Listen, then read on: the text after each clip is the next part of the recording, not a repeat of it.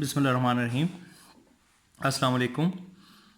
आज का हमारा जो टॉपिक है वो जो हमने इससे पिछला टॉपिक पढ़ा था addition of vector by rectangular components, तो उसके अंदर जो तरीकाकार इस्तेमाल हुआ है उसको हमने स्टेप बाय स्टेप बताना है दोबारा से, कि जैसे मैंने इस टॉपिक का नाम लिखा हुआ है vector addition by rectangular components consist of following steps, कि ये जो वेक्टर एडिशन होता है रेक्टेंगुलर कंपोनेंट्स के ज़रिए वो मदरजा झैल स्टेप्स पे मुश्तमिल होता है।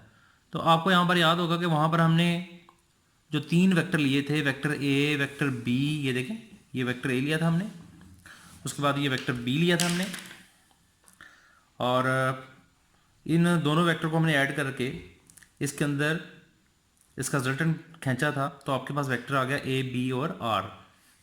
तो फिर हमने क्या किया था कि इन वेक्टर्स के एक्स कंपोनेंट्स ये वाले और वाई कंपोनेंट आपने ड्रा किए थे। तो देखें उसी को हम अल्फाज में लिख देते हैं, find X and Y component of all given vectors. Number 2, find X component R X of the resultant vector by adding the X component of all the vector. देखें हमने किया ये था कि हमने वेक्टर आर का एक्स कंपोनेंट कैलकुलेट किया था कुछ इस तरह, ये देखें हमने लिखा था R X is equal to A X plus B X I, ये बनाया था हमने एक।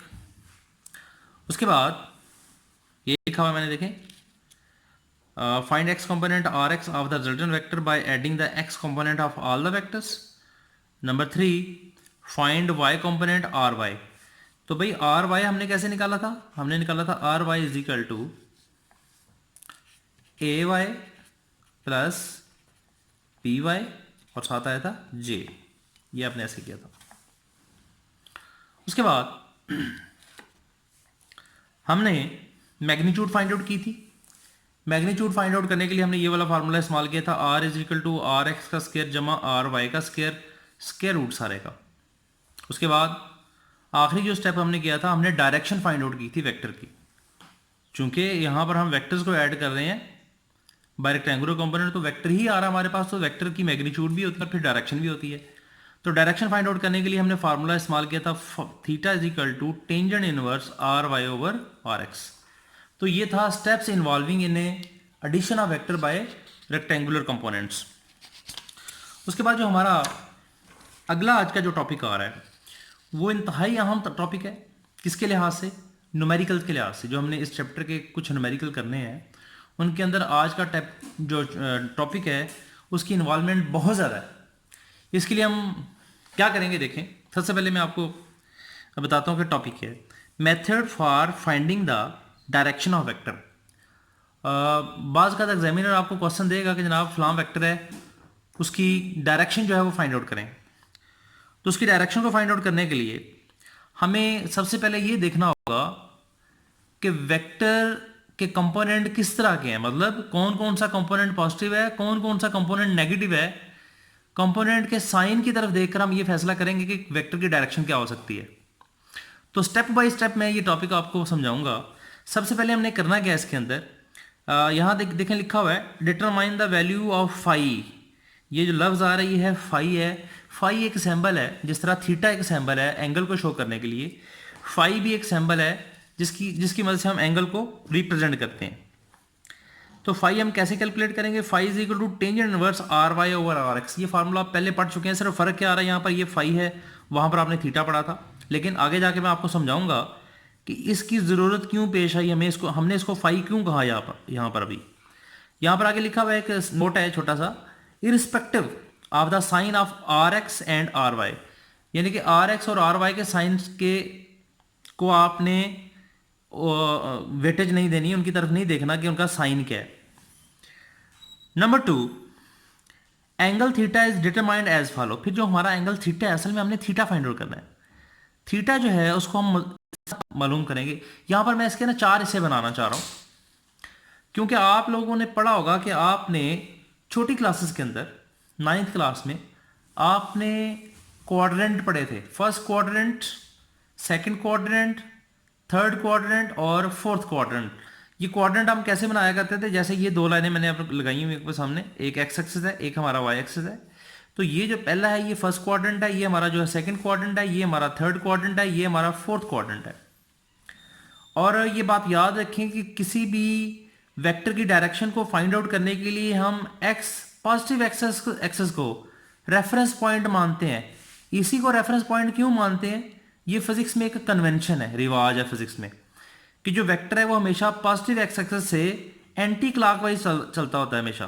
देखें ना, नीचे को भी आ सकता है, लेकिन नीचे को हम नहीं आएंगे क्योंकि जो कन्वेंशन है फिजिक्स में डायरेक्शन फाइंड आउट करने की, तो वो ये होता है कि वेक्टर जो है वो कन्वेंशनली मूव करता है एंटी क्लॉकवाइज।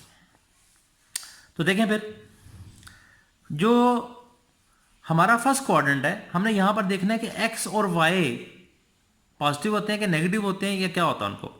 तो देखें ये जो हॉरिजेंटल लाइन है, ये वाली, ये एक्स एक्सिस एक हॉरिजेंटल लाइन है, इसके ऊपर ऊपर सारे का सारा जो वाई है, जो वाई होगा वो पॉजिटिव होगा, इसके नीचे जो सारे का सारा वाई कंपोनेंट होगा किसी भी वेक्टर का, वो क्या होगा, नेगेटिव।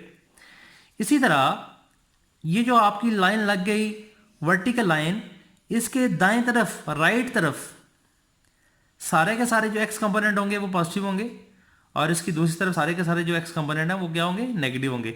यही वजह है कि यहाँ पर हम इस एक्स को, ये वाला जो एक्स मैंने लगाया हुआ है, इसको हम कहते हैं ये पॉजिटिव साइन रखता है, इस तरफ एक्स जो है ये नेगेटिव साइन रखता है, ऊपर जो वाई जो है वो पॉजिटिव साइन रखता है, नीचे जो वाई है ये नेगेटिव साइन रखता है।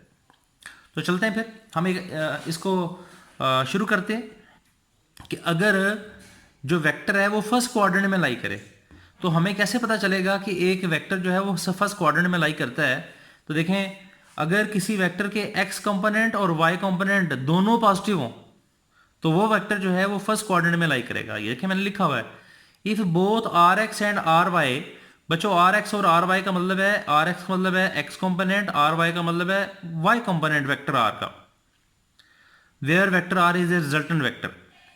If both Rx and Ry are positive, then the resultant lie in the first quadrant. और फिर उसकी डायरेक्शन जो है वो क्या होगी, theta is equal to phi. तो जितना फाई मालूम करेंगे ना, थीटा भी इसका उतना ही होगा। तो देखते हैं, एग्जांपल लेते हैं इसके लिए ताकि मजीद समझ आ जाए आपको। फर्ज करो एक वेक्टर है ए, ये मैंने अपनी तरफ से एक वेक्टर लिया, इसका नाम है 4i + 3j। ए वेक्टर है, इसका नाम ए है।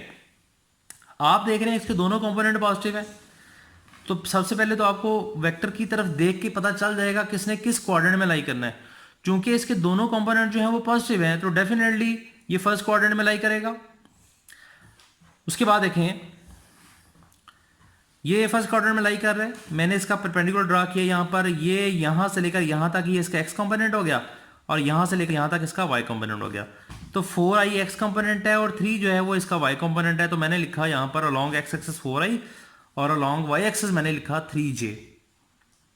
तो यहाँ पर हमने फाई कैलकुलेट करना है, तो फाई का फार्मूला आपको पता ही है, फाई बराबर जो है वो होता है y/x होता है। तो y हमारा 3 है, x हमारा 4 है। इसको मैंने सॉल्व किया तो आपके पास फाई आ गया 36 डिग्री 0.8, जो अप्रॉक्सीमेटली इक्वल हो जाएगा 37 डिग्री। ये फाई आ गया। चूंकि ये फर्स्ट क्वाड्रेंट में लाई कर ले, तो अकॉर्डिंग टू दिस फार्मूला जितना फाई होगा उतना ही थीटा होगा, तो थीटा फिर हमारा होगा 37 डिग्री। जो इसकी बीच अब अगला ऐसा कि अगर वेक्टर जो है वो सेकंड क्वाड्रेंट में लाई करे, तो फिर वेक्टर की शक्ल किस तरह की हो सकती है।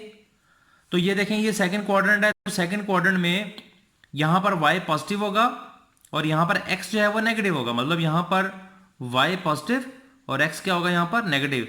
तो ये देखें, मैंने यहां पर लिखा हुआ है, if rx is negative and ry is positive, then resultant lie in the second quadrant and its direction, इसकी डायरेक्शन फिर क्या होगी, theta is equal to 180 degree -5। तो आप कहते हैं ये फार्मूला कैसे बना। देखें, सेकंड क्वाड्रेंट में जब वेक्टर लाई करेगा तो यहां पर है या यहां पर है या यहां पर है, जहां पर भी है, लेकिन सेकंड क्वाड्रेंट में है, 180 से पीछे पीछे ही है, तो डेफिनेटली 180 में से उसको फिर हम क्या करेंगे, माइनस करेंगे। तो मैं फार्मूला यहां पर लेता हूं, वेक्टर की एग्जांपल लेता हूं, a is equal to -4i + 3j। तो उसमें आप देखते हैं कि x कंपोनेंट नेगेटिव है, y कंपोनेंट पॉजिटिव है, तो आपके पास वही फार्मूला फाई वाला, फाई निकालेंगे हम 37 डिग्री आ जाएगा। तो थीटा जो है उसका फार्मूला मैंने आपको बताया था कि जब सेकंड क्वाड्रेंट में वेक्टर लाई करे तो फार्मूला होता है 180 डिग्री माइनस 5। तो फाई की वैल्यू आपके पास आ गई है 37 डिग्री। 180 में से 37 को माइनस करेंगे तो थीटा आ जाएगा 143 डिग्री। तो 143 जो है वो सेकंड क्वाड्रेंट में लाई कर रहा है, आता है सेकंड क्वाड्रेंट में। 143 180 से छोटा है, 90 से वो बड़ा है, तो डेफिनेटली सेकंड क्वाड्रेंट। तो ये तो आपकी होगा इसका दूसरा हिस्सा। अब अगला जो इसका हिस्सा है वो है कि अगर कोई वेक्टर जो है वो थर्ड क्वाड्रेंट में लाई करे। थर्ड क्वाड्रेंट में लाई करने का मतलब क्या है, मैं यहां लिखता हूं, if both X and R Y, R X and R Y are negative then resultant lie in the third quadrant. तो फिर रिजल्टेंट जो है वो थर्ड क्वाड्रेंट में लाई करेगा और उसकी डायरेक्शन जो है वो क्या होगी, theta is equal to 180 degree plus 5। तो फिर आप क्या लिखेंगे यहां पर, ये देखें थर्ड क्वाड्रेंट से आगे है ये हमारा जो वेक्टर है, तो जाहिर है फिर 180 के आगे जा रहा है तो उसमें ऐड हो जाएगा ये 5 जो है। तो यहां पर क्या लिखूंगा मैं, a is equal to -4i -3j, दोनों कंपोनेंट नेगेटिव है। क्यों वाला नेगेटिव है, क्योंकि वर्टिकल लाइन के दोनों नीचे हैं, हॉरिजॉन्टल के दोनों एक साइड पे हैं। तो फिर क्या होगा देखें आपके पास आएगा थीटा इज इक्वल टू वही फार्मूला, फाई जो है वो आपके पास आ जाएगा 37 degree. So theta is equal to आ जाएगा 180 डिग्री प्लस 5, इसमें ऐड कर देंगे तो आपके पास आ जाएगा 270। असल में होता ये है कि एंगल जो होता है वो हमेशा होता है एंटी क्लॉकवाइज जाता है। देखें ना एंगल यहां तक है हमारा थीटा, यहां तक। अब यहां तक तो हमें पता है 180 होता है, हमें इस चीज का पता है, लेकिन यहां से लेकर यहां तक एंगल का हमें नहीं पता, क्योंकि लाइन पर वैल्यू जो आती है वो 180 डिग्री होता है। तो इसको फाइंड आउट करने के लिए फिर हम फाई निकालते हैं कि यहां से लेकर यहां तक जो एंगुलर डिस्प्लेसमेंट है वो कितना है, वो फाइंड आउट करते हैं हम इस फार्मूले से। उसका जब हमें पता चलता है तो चूंकि ये जो एंगुलर डिस्प्लेसमेंट है वो 180 से आगे है तो उसमें हम इसको ऐड कर देते हैं। इस तरह ये फार्मूला ऑपरेट होता है।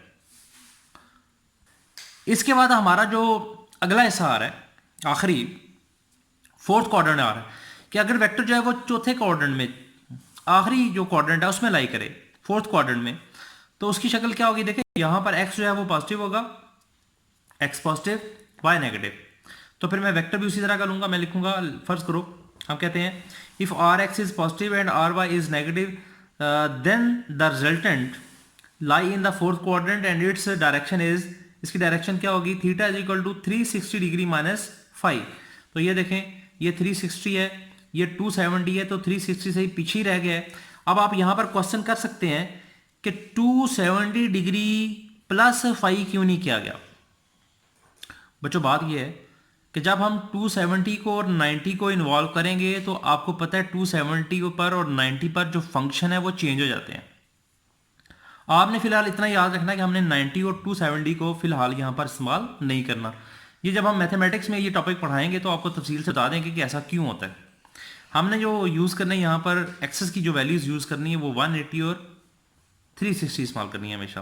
तो यहाँ पर भी वही मेथड है, मैंने लिया vector A is equal to 4i minus 3j। तो आपने देखा 4 पॉजिटिव है, जो इसका 4i पॉजिटिव है और इसका जो y कंपोनेंट है वो नेगेटिव है।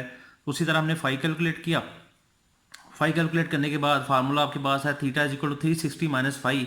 तो 360 में से 37 को जब माइनस करेंगे तो ये आपके पास आएगा 323 डिग्री, ये आपके पास थीटा आ जाएगा। तो ये था आपका टॉपिक कि अगर आपको एक वेक्टर दिया जाए तो आपने उस वेक्टर की जो डायरेक्शन है वो किस तरह फाइंड आउट करनी है। ओके, अल्लाह हाफिज़।